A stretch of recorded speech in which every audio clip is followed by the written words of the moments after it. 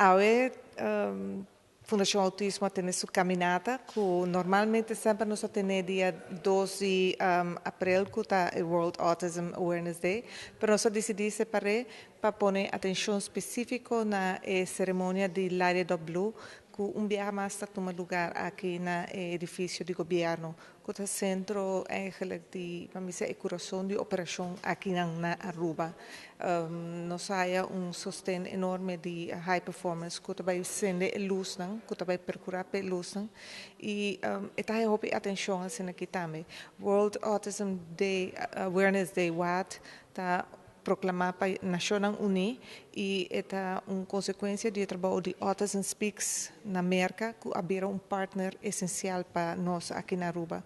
Então, nós, a Fundação, coopera com Autism Speaks, que, à vez, também vai dar a Aruba man para desenvolver uma estratégia nacional para autismo aqui na Aruba.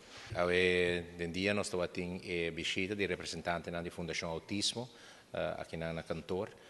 Durante a luna aqui, conscientização da hora poni riba e condição neurológica aqui distinto na persona comum e hobby bonita de mensagem de parte da fundação o lema que agora participa adiante como que é importante para a nossa comunidade consciente de que persona não diferente pero não menos hobby importante como se dá uma oportunidade na persona com autismo também na muita não para não por desenvolver o potencial que não tem na melhor forma.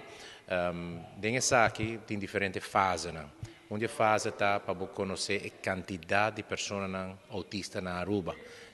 Nós queremos apoiar a fundação junto com a organização internacional de maneira Autism Speaks, pero também chega um acordo entre 3 ministérios para nós por apoiar a fundação de melhor forma. Qual nós que por chega na gele, dia mais um acordo mais firme com a fundação e naturalmente seguir apoiar a conscientização da nossa sociedade. Pessoas diferentes, pero não menos. No momento que você tem no momento que você tem familiar que tem autismo, esta é a coisa mais normal do mundo aqui, vamos reconhecer isso aqui, para buscar apoio. No momento que você não reconhecer isso aqui, a pessoa aqui não recebe apoio e a aceitação da nossa sociedade.